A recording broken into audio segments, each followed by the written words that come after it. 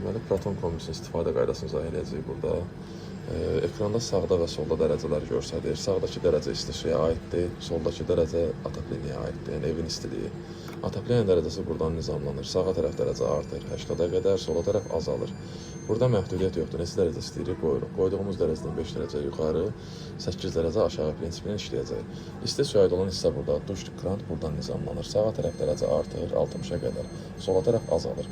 Burada elə bir dərəcə seçirik ki, yəni 42-dən 45-ə qədər krantdan soyuq su qatmamaq şərti ilə yəni istifadə edə bilərik. Bu düymə söndürüb yandıran düymədir. Ümumilikdə kondisioner və yanır. Bu qış rejimidir. Ancaq atapleniya və isti su işləyir eyni qaydada. Bu düymə ancaq isti su işləyir. Yəni yalnız isti su açırsınız, isti suyunuz gəlir. Bitmir ötüqə kimi. Təzədən qış rejiminə qoyuruq. Bizim də hal-hazırda havaya görə atapleniya işlədirik. Yəni qış rejimində qalır. Bu düyməyə dəymirik. Həftədə bir dəfə 10 gündə bir manometrə baxırıq. 1,5 olmalıdır. Əgər aşağı düşərsə bu krantı bu istiqamətə açırıq. 1,5 eləyirik bu şkalanı. Bu tərəfə bağlayırıq. Bu qədər xeyirli olsun.